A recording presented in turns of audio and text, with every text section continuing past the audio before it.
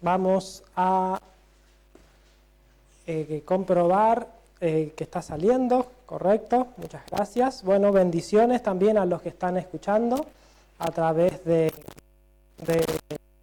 que estamos transmitiendo también allí por Facebook y también por la radio FM, así que Dios les bendiga a los oyentes. En la Biblia tenemos varios pecados famosos.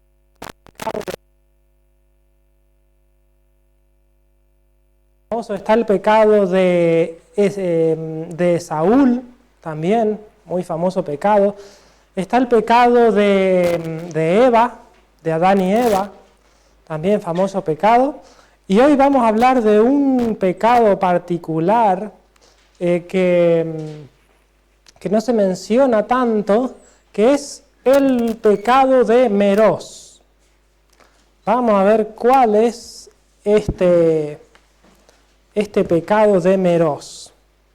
Y podemos resumirlo en pocas palabras en el versículo que leímos recién, que leyó Beto. Allí, ¿dónde estaba? Santiago 4:17. Santiago 4:17. Decía, el que sabe hacer lo bueno y no lo hace, le es pecado. Podríamos decir o llamarle el pecado de no hacer. Incluso por no hacer nada, ya es pecado. Pero bueno, antes de desarrollarlo a este punto, vamos a mirar un poquito el contexto de este asunto. Los invito a tener a mano allí el libro de Jueces, capítulo 5.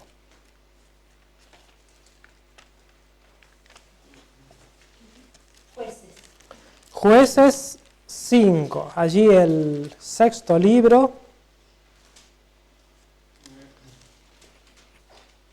Perdón, el séptimo libro, Jueces, capítulo... Bueno, vamos a empezar por el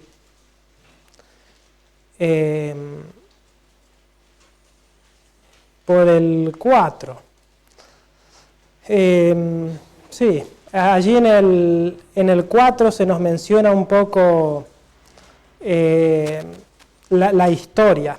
Resulta que... ¿Jueces 5 o Jueces 4? Jueces 4, vamos a ir a Jueces 4. Resulta que los israelitas se habían apartado de Dios, habían seguido a los ídolos. Allí ven en la imagen, en la pantalla, un dios famoso de los cananeos, Baal, y sus prácticas degradantes a ellos les gustaba mucho seguir, porque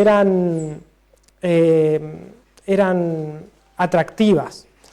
Y así que bueno, los hijos de Israel se apartaron de Dios por un buen tiempo. Dios les tuvo paciencia, pero finalmente vino la opresión. Vino Jabín, el rey de Canaán, y los oprimió. Los oprimió duramente. Les robó, les llevó sus ganados, sus bienes, sus casas, sus hijas, sus mujeres. Pesó tanto la opresión de este rey que empezaron a buscar otra cosa que no sea a los dioses cananeos.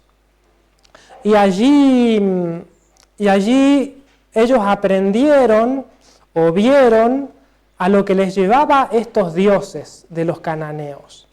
Allí les fue mal.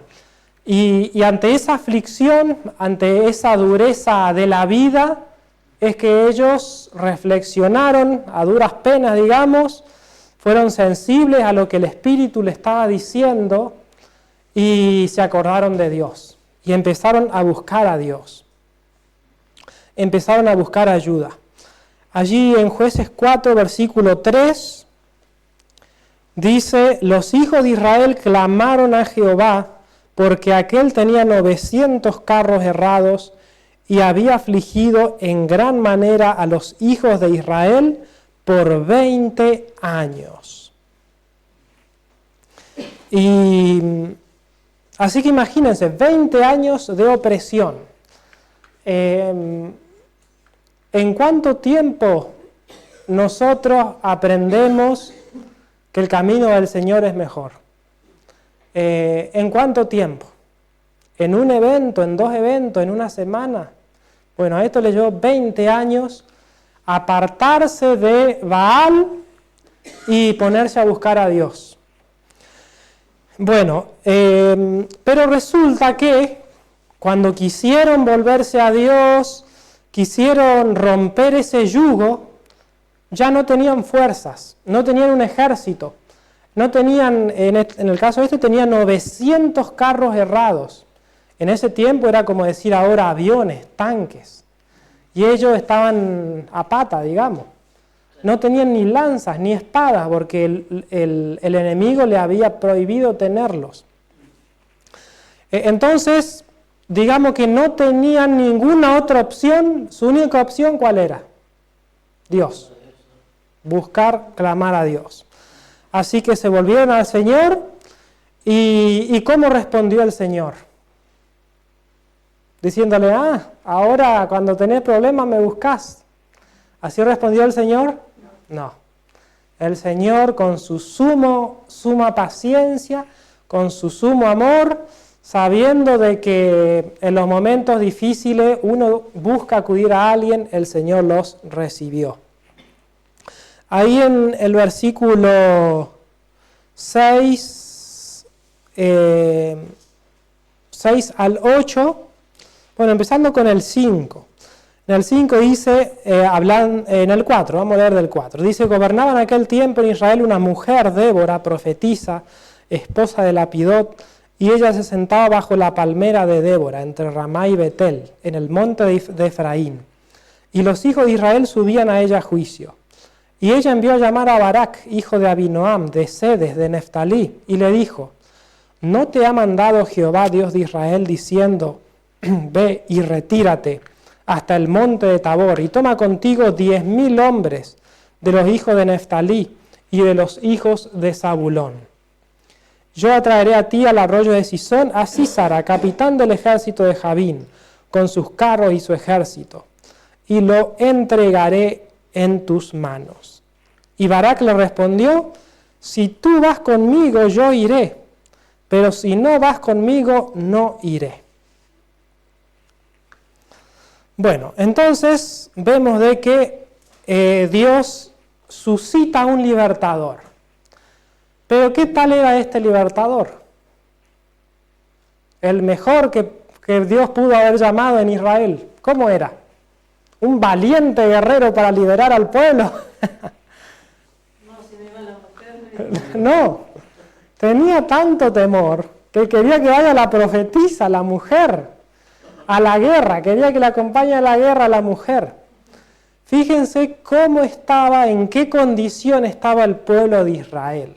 El temor que tenía, el miedo que tenía, la falta de fe que tenía, que el más valiente quería que le acompañe esta mujer. Pero aún así,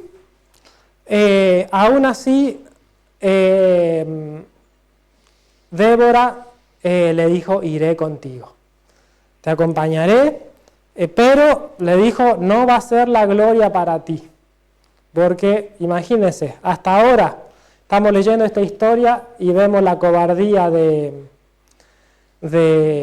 Barak. Así que bueno, dice que ahí en el versículo 9, en el versículo 10, dice que, bueno, eso sucedió y fue a la batalla allí.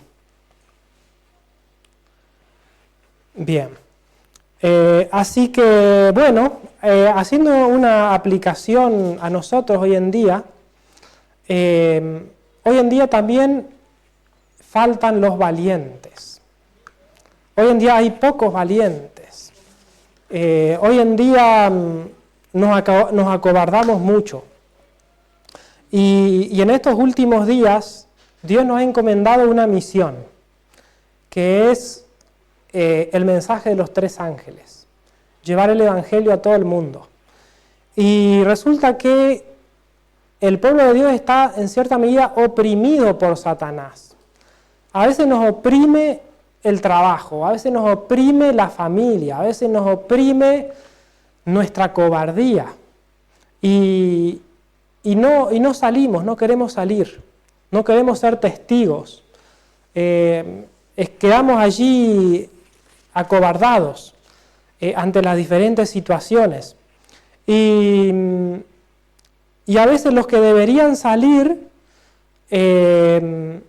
y estar en la primera plana ahí hablando y escuchando la voz, no están. Entonces Dios tiene que llamar a personas desconocidas, tiene que llamar a otros que uno diría, bueno, esos nunca llamaría. Por ejemplo, en los tiempos de Elena de White, llamó a un tal William Foy para que sea su profeta, antes de llamar a Elena de White. Después a otro, a Hazen Foss, lo llamó. Pero ¿qué pasó con ellos, con estos hombres? También se acobardaron y no fueron profetas. Entonces después llamó a una jovencita que no se esperaba que viviera mucho tiempo, que estaba media herida, con una salud frágil, la llamó para profeta, la eligió para comunicarse con su pueblo. Y bueno, así es que en los tiempos de Jesús, ¿a quién llamó? A los grandes sacerdotes, fariseos y escribas. Llamó también a unos pescadores que no daríamos ni 5 por esos pescadores. En ese tiempo no había educación como ahora. Y bueno, allí en Joel 2, 28 y 29, está profetizado que nuevamente va a suceder esto. No es solamente unas historias allí que sucedió antes y bueno, eso es cosa del pasado. Joel 2, 28 y 29 dice: después de esto derramaré mi espíritu sobre toda carne. Profetizarán vuestros hijos, vuestras hijas, vuestros viejos soñarán sueños, vuestros jóvenes verán visiones.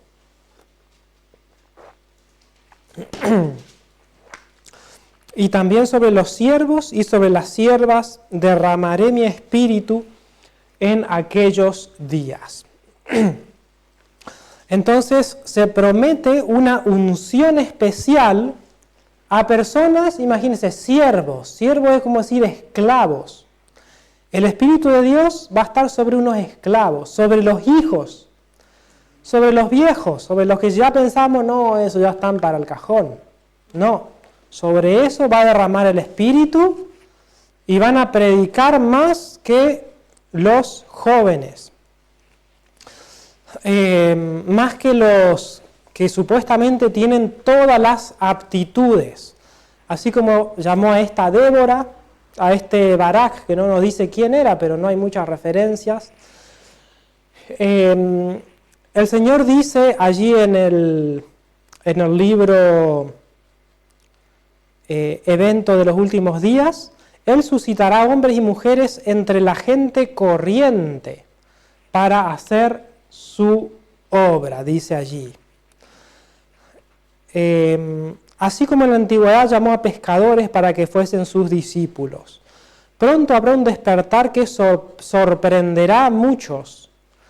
Aquellos que no comprenden la necesidad de lo que debe hacerse serán pasados por alto.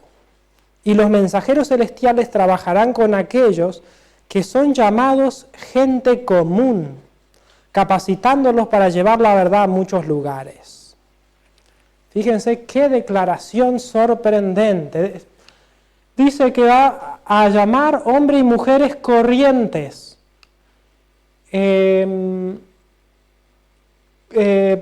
gente común. ¿Somos nosotros gente común, gente corriente? ¿O somos grandes personajes del mundo? Somos gente común, gente corriente. El Señor está diciendo de que nos quiere llamar a nosotros. Así que despertemos.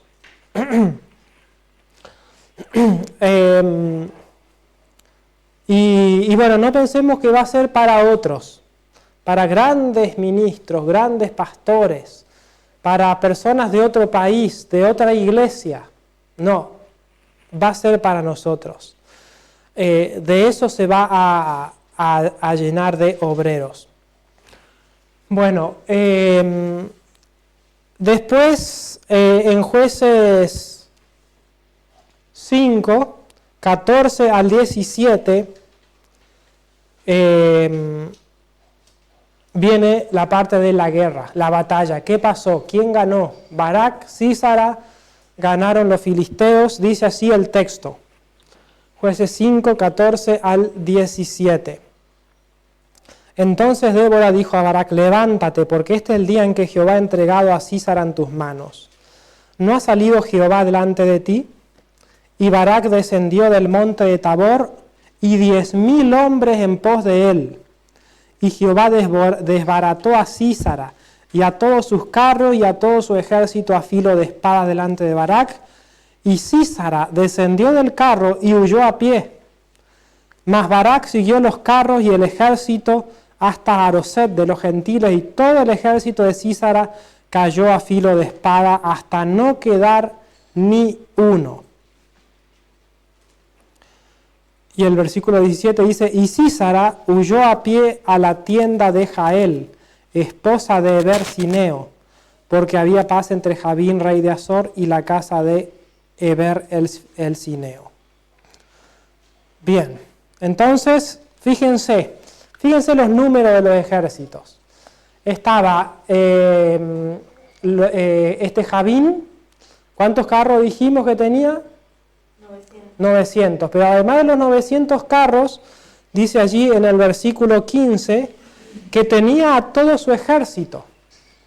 Generalmente si tenés un tanque, tenés 100 hombres. O un avión, ¿no? En ese tiempo un carro de combate. Entonces, habrán sido 100.000 a pie, 900 carros. Y Barak y Débora, ¿qué tenían? 10.000. ¿Cuántos hombres pudieron juntar? 10.000. Y encima habrán salido con, no sé, con horquillas y asadas y palos, y no sé si habrán tenido algún caballo porque eran pobres. Pero ¿qué pasó? ¿Quién ganó? Hubo una tremenda victoria de Dios. Y una victoria tan grande que ¿qué hizo este Sísara, que era el capitán de todo el ejército? Huyó a pie. ¿Cómo huyó? A pie. Fíjense que Dios los desbarató de tal forma que este Sísara, en vez de huir a pie en su carro a toda velocidad, ¿qué hizo? Se bajó y salió corriendo. Entonces, está profetizado que el pueblo de Dios va a tener una victoria tremenda. El mensaje de Dios va a ser completamente predicado, pero no va a ser con todos. Va a ser con esas personas que tengan fe, que sean valientes, que se dediquen a trabajar por el Señor. Pero resulta que, vamos a ver a quiénes fue el llamado a la guerra. Veamos en Jueces 5, allí cuenta sobre lo que pasó, Jueces 5, 14 al 17.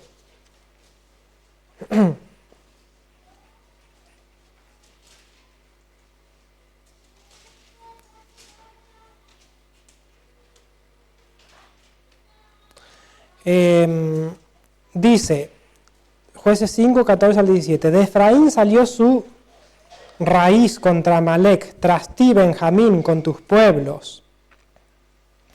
De Maquir descendieron príncipes y de Zabulón los que solían manejar punzón de escribiente.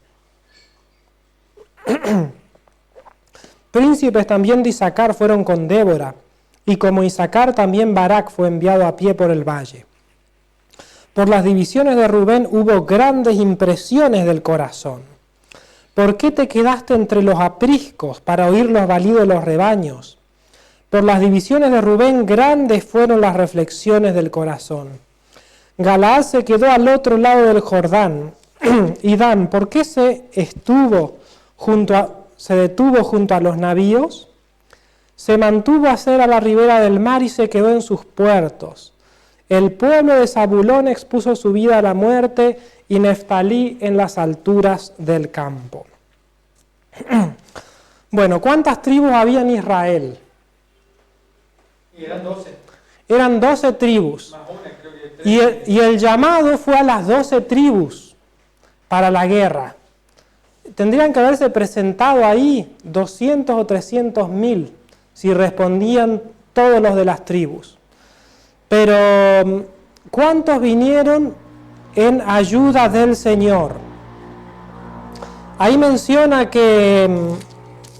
por ejemplo, en el versículo 16, dice que Rubén tuvo grandes reflexiones del corazón. O sea, dijo, sí, tengo que ir a la guerra. El pueblo de Dios necesita ayuda. Hizo una reflexión tremenda, pero ¿qué hizo? ¿Con quién se quedó? Dice que se quedó entre los apriscos, entre los balidos de los rebaños. Ahí se quedó. Y eso que había reflexionado. En el versículo 15 nos habla de Rubén.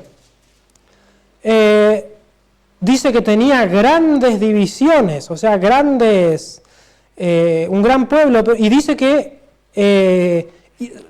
se impresionó al final del versículo 15, recibió una gran impresión del corazón, porque el Espíritu de Dios lo estaba llamando, fue impresionado por Dios. ¿Y qué hizo? ¿Acudió en ayuda del Señor? No, tampoco. Solamente, y bueno, y así sigue la lista. Galaad, que es Gad, Dan, todos. Sí, todos. Bueno, hubo dos que sí. Zabulón y Neftalí. Ahí está, Zabulón y Neftalí fueron los que respondieron. Ellos, que creo que de ahí era Barak. Pero en cambio todos los demás, bueno, el Dan dice que se quedó junto a los navíos. Aser dice que se quedó a la ribera del mar, se quedó en los puertos.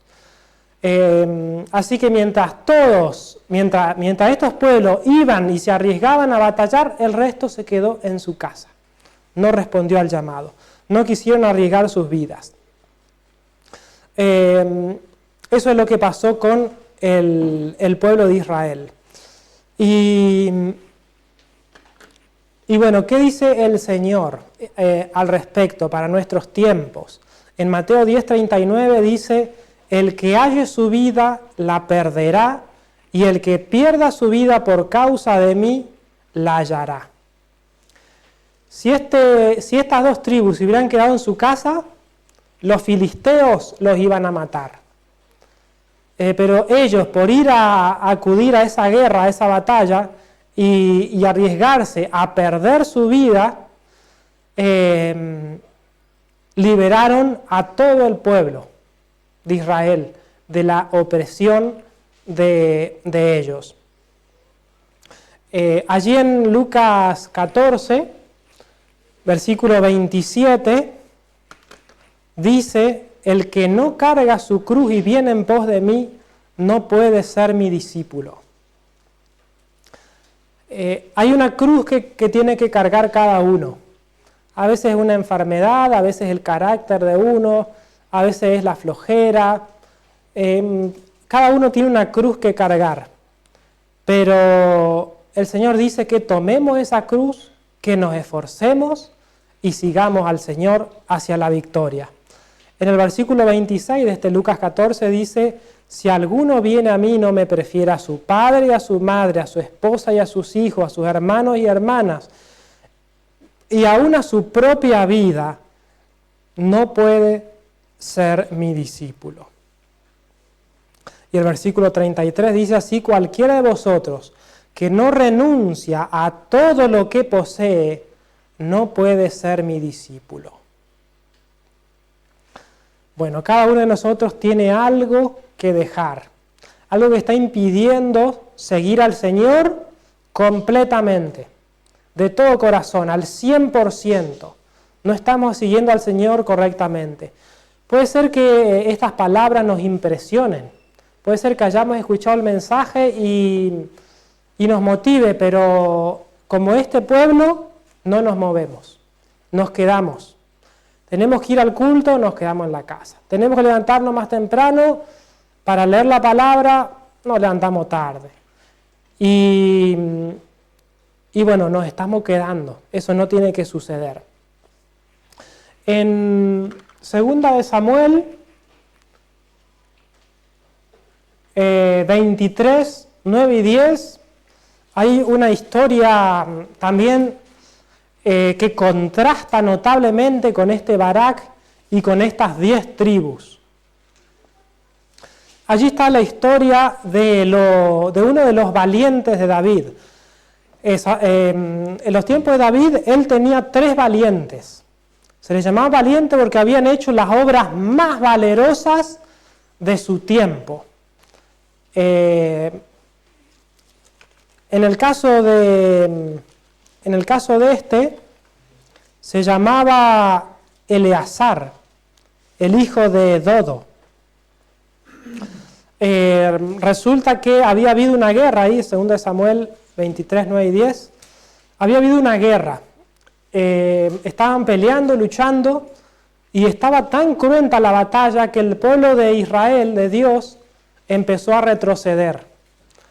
Y finalmente se desbandaron y huyeron.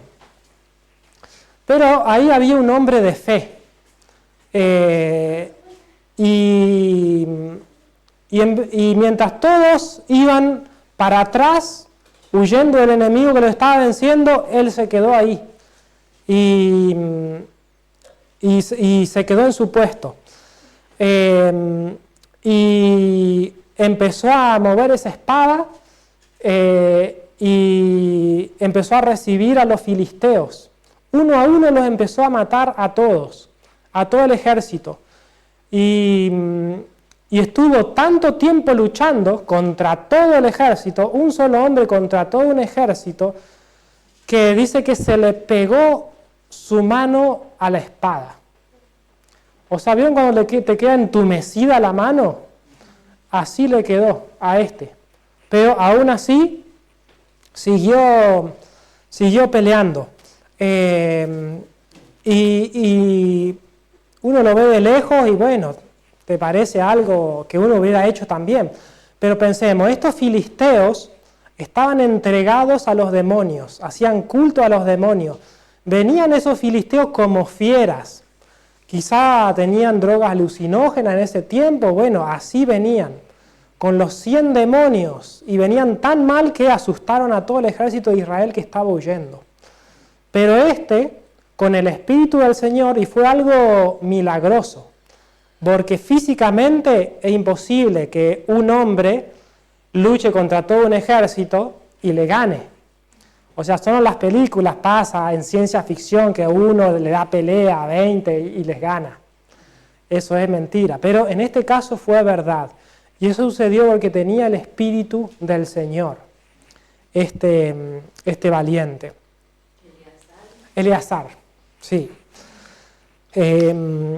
Entonces, bueno, ¿qué quiere el Señor? El Señor quiere que seamos también como este Eleazar. El Señor quiere que, aunque todos los que estén alrededor huyan, aunque todos fracasen, aunque todos se aparten del Señor y se vayan tras otros ídolos, aunque a todos les falte la fe, el Señor quiere que seamos como Eleazar. Quiere que nos paremos frente a los ejércitos del enemigo, le presentemos batalla, bandera, que llevemos el mensaje, que prediquemos. Esa es la valentía que Dios espera hoy. Y no que le atribuyamos más valor a nuestra vida que al llamado de Dios. Y bueno, en esta historia hay una gran advertencia, porque fíjense que las 10 tribus en los tiempos de Barak habían recibido la impresión de Dios, habían recibido el llamado, pero se quedaron atendiendo sus familias, los que estaban en el mar se quedaron atendiendo sus naves, sus redes, sus negocios, y aquí viene la gran maldición que es el pecado de Meroz. Jueces 5:23.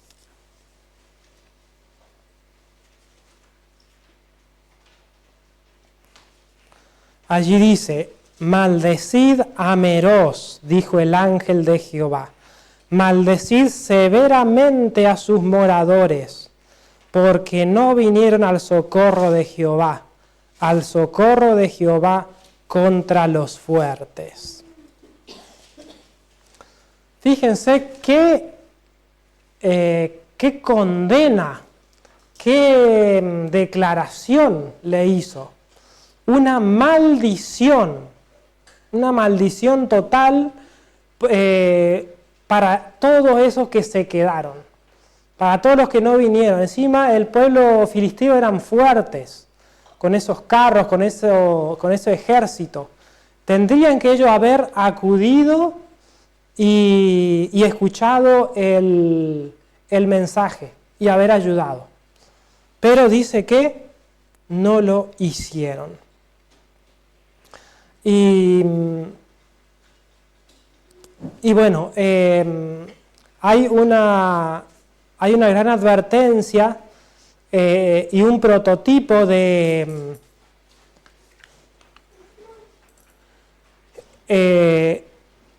para nuestro tiempo. Allí en Apocalipsis 13 nos dice de que estamos también en tiempos de lucha. Apocalipsis 13, versículo 7, dice: le fue dado, hablando de la bestia, ¿no? Le fue dado hacer guerra contra los santos y vencerlos. También le fue dado poder sobre toda tribu, lengua y nación. Dice que el versículo 3, su herida de muerte fue sanada y se maravilló toda la tierra en pos de la bestia. Bueno, aquí nos expresa de que nuevamente estamos en guerra. Ahora no es actualmente una guerra como la que leemos en estas historias, una guerra física. Pero es más terrible que una guerra física, es una lucha espiritual. Y dice que la bestia, el papado, está haciendo guerra contra los santos, guerra espiritual, guerra de doctrinas. Todas las doctrinas de Babilonia, el papado se las está imponiendo por la fuerza o por la diplomacia al pueblo de Dios. Le está imponiendo su sistema de educación. Los está oprimiendo con su música, con su vestimenta, con sus relaciones interinstitucionales, con sus doctrinas. Le está presentando guerra con toda la apostasía que puede meterle al pueblo de Dios. Y el pueblo de Dios está respondiendo yéndose tras los ídolos, cada uno con su ídolo, algunos la música, otros los cultos celebración, otros las actividades más mundanas que cristianas, otros con los negocios. A cada uno esta bestia le hace la guerra. ¿Y qué pasa con el pueblo de Dios? Al pueblo de Dios se lo mantiene callado, silenciado, porque al que se levanta le sacan la cabeza. Dice una cita, hablando de este caso de Meroz, allí en el libro Testimonios, tomo 2, página 395, dice que estos no habían cometido pecados graves, ni violentos, y sin duda estaban sobre el fundamento correcto, y Dios aceptaría sus obras. Eso creían. No tenían pecados especiales de los cuales arrepentirse, ni pecados que requirieran humillación especial, confesión humilde, ni desgarramiento del corazón. El engaño de los tales es sumamente fuerte, porque confunden la forma de la piedad con su poder, y se halagan a sí mismos creyendo que son ricos y que no tienen necesidad de nada. Este es el caso de Meroz, y es una gran advertencia para ti y para mí, porque creo que los que estamos escuchando tampoco tenemos pecados graves, violentos, pero resulta que a veces nos creemos ricos, nos creemos que estamos bien porque tenemos la verdad, pero no está haciendo una huella fuerte en mi corazón. Entonces dice que en el libro Servicio Cristiano dice, la maldición de Meroz recaerá sobre esos cristianos infieles a menos que abandonen su apatía. La maldición de Meroz recaerá sobre ellos. Dijo el ángel, maldecid severamente a Meroz. La apatía, ¿qué es la apatía? No interesarte. Falta de interés, sí, o desinterés, ¿no? Para llevar el mensaje, para hacer las cosas del Señor, para mi vida espiritual. Dice, como ilustración de que habéis fallado, en acudir a colaborar en la obra de Dios, como era vuestro privilegio hacerlo, se me han señalado estas palabras, maldecid a Meroz, dijo el ángel de Jehová, maldecid severamente a sus moradores, porque no vinieron en socorro a Jehová contra los fuertes. Y fíjense cómo en la cita anterior lo relaciona con, no tiene necesidad de nada, con la Odisea. Hay un gran paralelismo entre la iglesia de la Odisea, de Apocalipsis 3, y Meroz. Y bueno, vamos a ver en algún próximo tema, la aplicación espiritual para el pueblo de Dios, porque nos queda un poco más estas aplicaciones. ¿Cómo se aplica el mensaje de Meroz, el mensaje de la Odisea para este caso? Y bueno, para quedarnos con algo positivo, pensemos en los resultados de la batalla. Hubo una gran guerra, me parece que menciona algo también ahí del Armagedón, en ese contexto. Y hubo una gran guerra, los 10.000 hombres pelearon contra los 100.000 y lograron una gran batalla. Dice que mataron a todos, no quedó uno. Y esos pocos hombres que arriesgaron su vida, ganaron su vida y ganaron su tierra, ganaron la Canaán. La Canaán terrenal que el enemigo había invadido, ellos la ganaron. Y bueno, y su historia quedó para el renombre. Dos pueblos habían hecho lo correcto, Zabulón y Neftalí. Su nombre quedó allí en la historia como una alabanza, porque ellos habían acudido en ayuda de Jehová. pero el nombre de los otros quedó como un oprobio, quedaron malditos. Entonces, bueno, el Señor nos da una oportunidad. Y el Señor nos está invitando para que nosotros individualmente pongamos en práctica esta historia. Cuando el Señor nos llama a hablarle a otros del Señor, no nos quedemos callados. Seamos valientes, hablémosle. Tengamos a mano folletos, revistas. Ahí después les vamos a compartir algunos, estuvimos imprimiendo.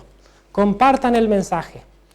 Después, si en nuestra iglesia alguien hace algo equivocado, hay que reprenderlo. Hay que levantarse, ser valiente y corregir la situación. El que hace el mal tiene que ser reprendido para que no caiga en desgracia. Después, si yo estuve sufriendo, si me vienen cosas malas, acordémonos del Señor. En muchas cosas malas que nos pasan puede ser que nos hemos alejado del Señor.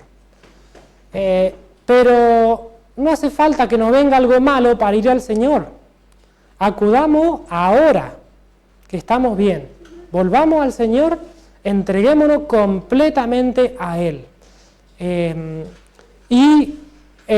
No quedemos a medias en las cosas del Señor. No quedemos tibios. Después vamos a ver sobre esto de la tibieza, lo que es peor. Es peor estar tibio que frío.